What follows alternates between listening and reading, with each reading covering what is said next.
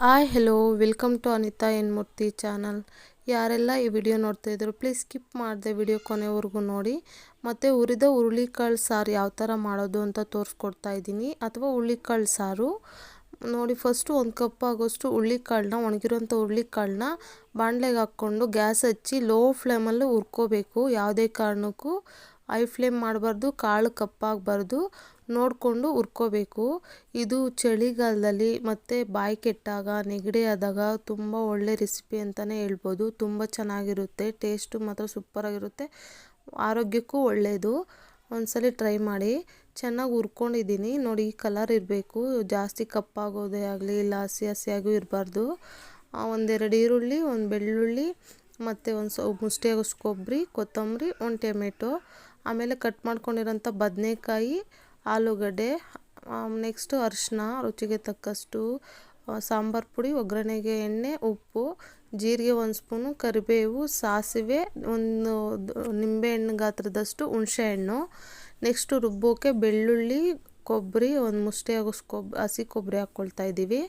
Next cut ಮಾಡ್ಕೊಂಡಿರೋಂಥ 1 tomato, ಅದಾದಮೇಲೆ 2 ಈರುಳ್ಳಿ cut ಮಾಡ್ಕೊಂಡಿರ್ತೀವಿ. 1 ಈರುಳ್ಳಿ ರುಬ್ಬೋಕೆ ಹಾಕ್ಕೊತೀವಿ, ಇನ್ನೊಂದು ಡೈರೆಕ್ಟಾಗಿ ಸಾರಿಗೆ ಹಾಕ್ಕೊಳ್ತೀವಿ. ಸ್ವಲ್ಪ ಹಾಕ್ಕೊಂಡು ಇನ್ನು ಸ್ವಲ್ಪ ಮಿಕ್ಕಿಸ್ಕೊಂಡಿದ್ದೀನಿ.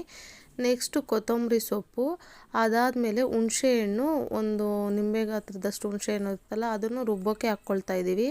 ನೆಕ್ಸ್ಟು ಜೀರಿಗೆ 1 ಸ್ಪೂನ್ ಆಗೋಷ್ಟು ಸಾಕು, ಜೀರಿಗೆ ಹಾಕ್ಕೊಂಡು ಆಮೇಲೆ ಅರಿಶಿನ ಒಂದು 1/4 ಸ್ಪೂನ್ ಆಗೋಷ್ಟು ಅರಿಶಿನ, ಆಮೇಲೆ ಸಾಂಬಾರು ಪುಡಿ ರುಬ್ಬೋಕ್ಕೆ ಹಾಕ್ಕೊಳ್ತಾ ಇದ್ದೀವಿ. ಸಾಂಬಾರು ಪುಡಿ ಖಾರ ನೋಡಿಕೊಂಡು ನೀವು ಯಾವ ಥರ ಖಾರ ಬೇಕೋ ಆ ಥರ, ಇದು ಮನೆಯಲ್ಲೇ ಮಾಡಿರೋವಂಥದ್ದು, ನಾವು 2 ಸ್ಪೂನ್ ಹಾಕ್ಕೊಳ್ತಾ ಇದ್ದೀವಿ. ನೀವು ಯಾವ ಥರ ಬೇಕೋ ಆ ಥರ ನಿಮ್ಮ ಬಾಯಿಗೆ ಟೇಸ್ಟಿಗೆ ತಕ್ಕಂಗೆ ಖಾರ ಹಾಕ್ಕೊಳ್ರಿ. ನೆಕ್ಸ್ಟು ಹುರಿದಿರೋಂಥ ಕಾಳನ್ನು 1-2 ಸ್ಪೂನ್ ಆಗೋಷ್ಟು ಕಾಳು ಹಾಕ್ಕೊಳ್ಬೇಕು. ಟೇಸ್ಟು ಚೆನ್ನಾಗಿರುತ್ತೆ, ಘಮನೂ ಚೆನ್ನಾಗಿರುತ್ತೆ.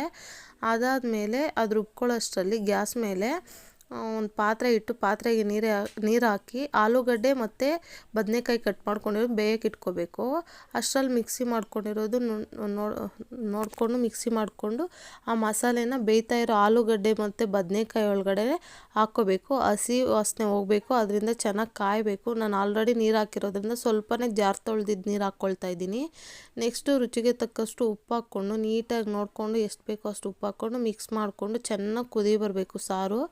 ಚೆನ್ನಾಗಿ ಕುದಿ ಬಂದಮೇಲೆ ಅದನ್ನು ನೋಡಿಕೊಂಡು ಕನ್ಸಿಸ್ಟೆನ್ಸಿ ನೋಡಿಕೊಂಡು ತಿಕ್ನೆಸ್ ನೋಡಿಕೊಂಡು ಸ್ವಲ್ಪ ನೀರಾಗೇ ಇರಲಿ, ಯಾಕಂದರೆ ಕಾಳು ಹಾಕ್ತೀವಲ್ಲ, ಕಾಳು ಹಾಕೋದ್ರಿಂದ ಸಾರು ಗಟ್ಟಿಯಾಗುತ್ತೆ, ಕಾಳೆಲ್ಲ ನೀರು ಇಟ್ಕೊಂಡು. ನೆಕ್ಸ್ಟು ಈ ಕಡೆ ಒಗ್ಗರಣೆಗೆ ರೆಡಿ ಮಾಡ್ಕೊಳ್ಳೋಣ. ಒಂದು ಬಾಣಲೆ ಇಟ್ಟು ಬಾಣಲೆಗೆ ಎಣ್ಣೆ ಹಾಕಿ ಸ್ವಲ್ಪ ಸಾಸಿವೆ ಸಿಡಿದ್ಮೇಲೆ ಕರಿಬೇವು ಹಾಕ್ಕೊಂಡು ಒಗ್ಗರಣೆ ಸಾರೆತ್ತಿ ಒಗ್ಗರಣೆಗೆ ಹಾಕ್ಕೊಳ್ಳಬೇಕು. ಅದಾದಮೇಲೆ 1 ಸ್ಪೂನ್ 2 ಸ್ಪೂನ್ ಒಗ್ಗರಣೆ ಒಳಗಡೆ ಸಾರು ಹಾಕ್ಕೊಂಡ್ಮೇಲೆ ಅದೇ ಒಗ್ಗರಣೆಯನ್ನು ತೆಗೆದು ನೆಕ್ಸ್ಟ್ ಗ್ಯಾಸ್ ಆಫ್ ಮಾಡಿ ಸಾರು ಇರೋಂಥ ಪಾತ್ರೆಗೆ ಒಗ್ಗರಣೆ ಹಾಕ್ಕೊಂಡು ನೀಟಾಗಿ ಮಿಕ್ಸ್ ಮಾಡಬೇಕು. ನೋಡಿ ಈ ಕನ್ಸಿಸ್ಟೆನ್ಸಿ, ಈ ತಿಕ್ನೆಸ್ ಅಂದರೆ ಸ್ವಲ್ಪ ನೀರಾಗೆ ಸಾರು ಮಾಡ್ಕೊಂಡಿದ್ದೀನಿ ನಾನು, ಯಾಕಂದರೆ ಕಾಳು ಹಾಕೋದ್ರಿಂದ ಬೇಗ ಅದು ಗಟ್ಟಿ ಆಗಿಬಿಡುತ್ತೆ. ನೋಡಿ ನಾನು ಸಾರೆಲ್ಲ ಕುದಿ ಬಂದು ಚೆನ್ನಾಗಿ ಇನ್ನೇನು ಆಫ್ ಮಾಡೋ ಟೈಮಲ್ಲಿ ಕಾಳು ಹಾಕ್ಕೊತಾ ಇದ್ದೀನಿ. ಕಾರಣ ಇಷ್ಟೇ, ನಾವು ಸ್ವಲ್ಪ ಅದು ಕ್ರಿಸ್ಪಿಯಾಗಿ ತಿನ್ನೋದಕ್ಕೆ ಇಷ್ಟಪಡ್ತಾರೆ ಮನೆಯಲ್ಲಿ ಎಲ್ಲರೂ ಅಷ್ಟೇ, ನಮಗೂ ಅಷ್ಟೇ. ಮತ್ತು ಈರುಳ್ಳಿನೂ ಅಷ್ಟೇ ಒಗ್ಗರಣೆಗೆ ಹಾಕಿಲ್ಲ, ಡೈರೆಕ್ಟ್ ಈರುಳ್ಳಿನೂ ಕೊತ್ತಂಬರಿ ಒಂದೇ ಸಲ ಹಾಕಿ 1 ಅಥವಾ 2 ಕುದಿ ಬರ್ತಿದ್ದಂಗೆ ಆಫ್ ಮಾಡಿ ಸರ್ವ್ ಮಾಡ್ಕೊತೀವಿ.